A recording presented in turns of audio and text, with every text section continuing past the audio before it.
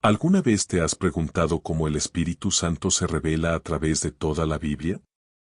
Quizás solo pienses en él cuando lees sobre Pentecostés o en el Nuevo Testamento, pero la realidad es que el Espíritu Santo está presente en cada libro de la Biblia, desde el principio en Génesis hasta el final en Apocalipsis. En este video, vamos a descubrir juntos qué dice cada libro acerca del Espíritu Santo y cómo él está involucrado en la obra de Dios a lo largo de la historia de la salvación.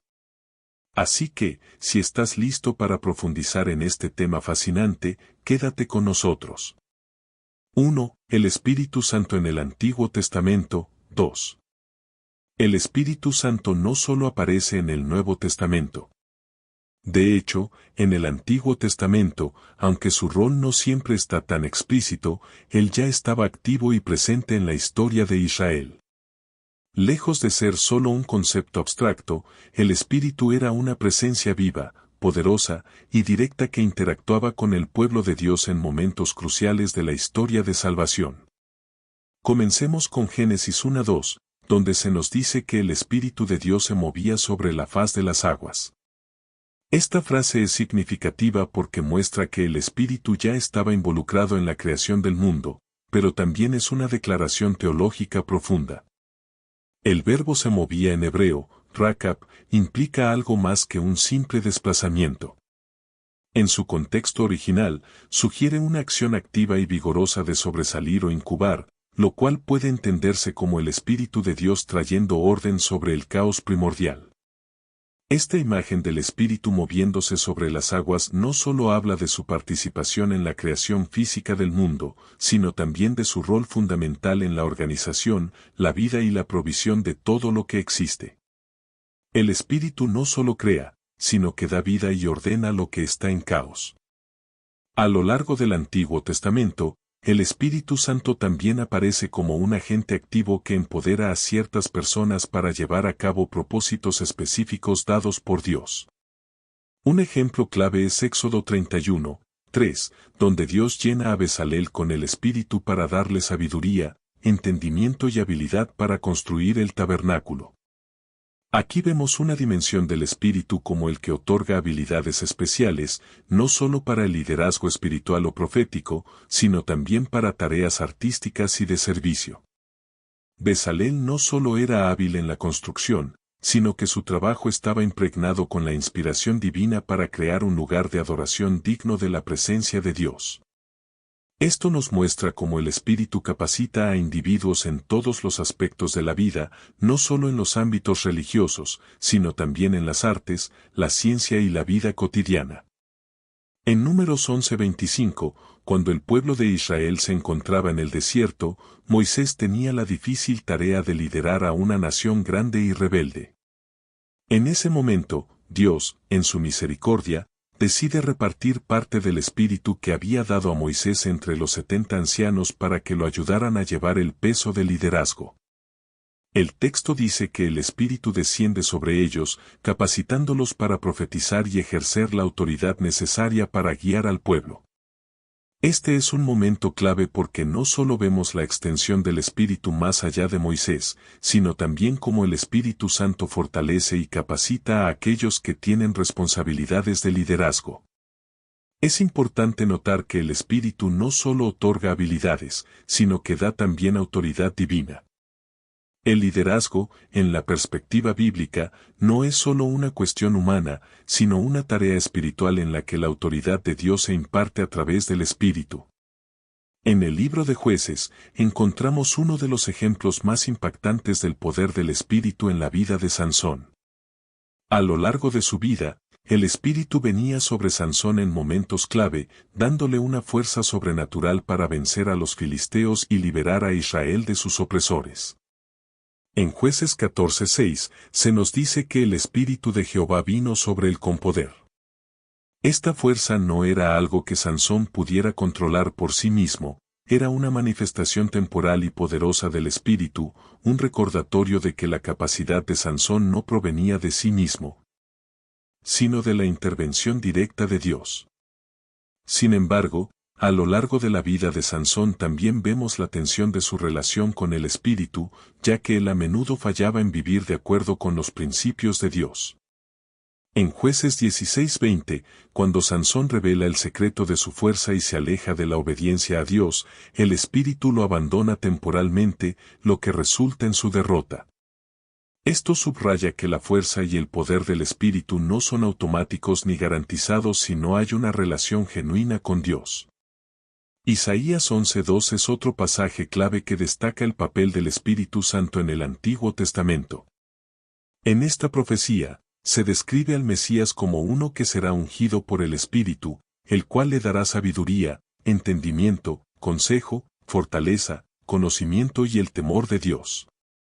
Este pasaje nos muestra que el Espíritu no solo empodera a los líderes terrenales como Moisés o Sansón, sino que también prepara y capacita al Mesías, la figura central de la salvación de la humanidad. El Espíritu será quien le otorgue la capacidad de gobernar con justicia, de discernir lo correcto, de obrar milagros y de cumplir con la misión divina de restaurar el reino de Dios en la tierra. Este texto es crucial porque establece un precedente para el futuro advenimiento del Espíritu Santo sobre Jesús, quien será la culminación de todas estas promesas. Jesús, como el ungido por el Espíritu, será la persona a través de la cual todas las bendiciones del Espíritu serán derramadas sobre el pueblo de Dios, de manera plena y definitiva. Además, Ezequiel 36:27 extiende aún más esta revelación del Espíritu. Dios promete que, en el futuro, Él pondría su espíritu en su pueblo, y pondré mi espíritu dentro de vosotros, y haré que andéis en mis estatutos. Esto es una clara anticipación de lo que sucederá en el Nuevo Testamento, donde el Espíritu no solo desciende sobre unos pocos, como en el Antiguo Testamento, sino que se derrama sobre toda la comunidad de creyentes.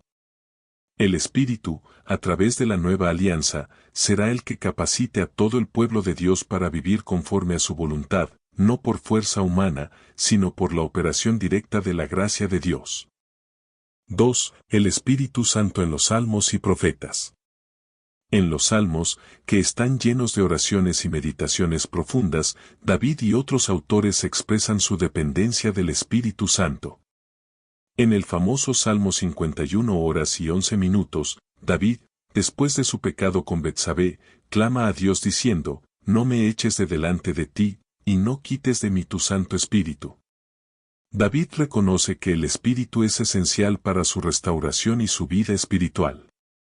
El Espíritu es quien lo ha capacitado para ser rey y quien lo guía en su vida. En Ezequiel 36:27, el profeta habla de una promesa futura, en la que Dios promete poner su espíritu dentro de su pueblo, pondré mi espíritu dentro de vosotros. Y haré que andéis en mis estatutos. Este es un anuncio profético de lo que ocurriría en el Nuevo Testamento, cuando el Espíritu Santo se derramaría sobre todos los creyentes, no solo sobre ciertos individuos. El Espíritu no solo capacita para el servicio, sino que también da poder para vivir conforme a la voluntad de Dios. Isaías también es un libro clave cuando hablamos del Espíritu Santo. En Isaías 61:1, el profeta dice, «El Espíritu del Señor Jehová está sobre mí, porque me ha ungido». Jesús, en Lucas 4:18, toma estas palabras para anunciar que Él es el cumplimiento de esta profecía. Aquí, el Espíritu es el que unge a los profetas, a los reyes y a los líderes para llevar a cabo la misión de Dios en la tierra. 3. El Espíritu Santo en los Evangelios. Al llegar al Nuevo Testamento, especialmente en los Evangelios, la figura del Espíritu Santo se vuelve mucho más prominente. Jesús comienza a hablar del Espíritu como algo esencial para la vida cristiana. En Mateo 12:28, Jesús dice, «Pero si yo echo fuera los demonios por el Espíritu de Dios, ciertamente ha llegado a vosotros el reino de Dios». Aquí vemos que el Espíritu es quien capacita a Jesús para llevar a cabo su ministerio de liberación y sanación. Pero es en Juan 14:16 donde Jesús nos da una visión más clara del papel del Espíritu en la vida del creyente. Jesús dice, y yo rogaré al Padre, y os dará otro Consolador, para que esté con vosotros para siempre. El Espíritu Santo es el Consolador, el que viene a tomar el lugar de Jesús cuando Él se va. El Espíritu es quien guía, enseña y fortalece a los discípulos después de la partida de Jesús. En Juan 16:7, Jesús dice algo sorprendente: os conviene que yo me vaya, porque si no me voy, el Consolador no vendrá a vosotros. Esto es significativo porque nos muestra que el Espíritu es la presencia continua de Dios con los creyentes, algo que Jesús mismo reconoce como indispensable para la vida cristiana. 4. El Espíritu Santo en Hechos y las epístolas de Pablo. En el libro de Hechos, vemos el cumplimiento de las promesas de Jesús con la venida del Espíritu en Pentecostés. En Hechos 2:4, los discípulos son llenos del Espíritu Santo y comienzan a hablar en diferentes lenguas, lo que marca el inicio de la expansión de la Iglesia. El Espíritu Santo no solo capacita a los creyentes para el servicio, sino que también da poder para testificar y anunciar las buenas nuevas de Jesús a todas las naciones. El Espíritu no solo actúa en momentos extraordinarios como Pentecostés. En Hechos 13:2, vemos cómo el Espíritu Santo guía a la Iglesia a enviar a Pablo y a Bernabé a la misión. Mientras ellos ministraban al Señor y ayunaban, dijo el Espíritu Santo: apartadme a Bernabé y a Saulo para la obra a la que los he llamado. El Espíritu no solo llena a los creyentes, sino que también dirige y guía la misión de la Iglesia. Las epístolas de Pablo están llenas de enseñanzas sobre el Espíritu. En Romanos 8:11, Pablo dice: y si el Espíritu de aquel que levantó a Jesús de entre los muertos mora en vosotros. El que levantó a Cristo Jesús de los muertos vivificará también vuestros cuerpos mortales por su Espíritu que mora en vosotros. Aquí vemos que el Espíritu no solo nos da vida espiritual, sino que también nos da la esperanza de la resurrección. En 1 Corintios 12, Pablo nos enseña sobre los dones espirituales, los cuales son distribuidos por el Espíritu Santo para la edificación del cuerpo de Cristo.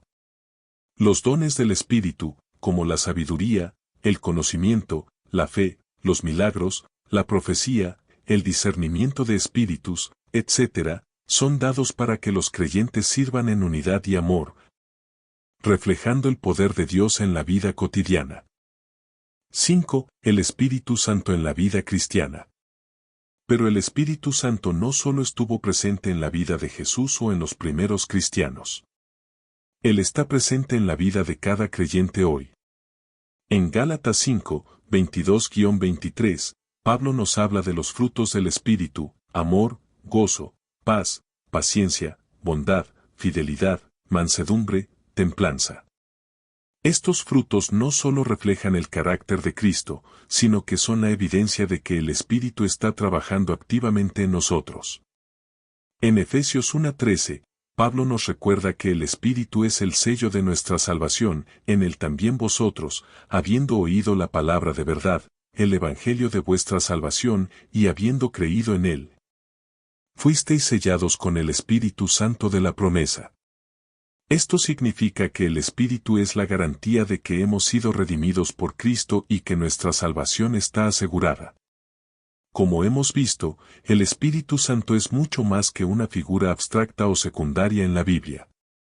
Él es activo y esencial en cada parte de la Escritura, en la creación, en la vida de los profetas, en la obra de Jesús, en la expansión de la Iglesia, y en nuestra vida diaria como cristianos.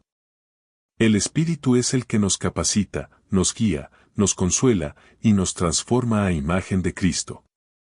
Si alguna vez te has sentido solo o desanimado, recuerda que el Espíritu Santo está contigo.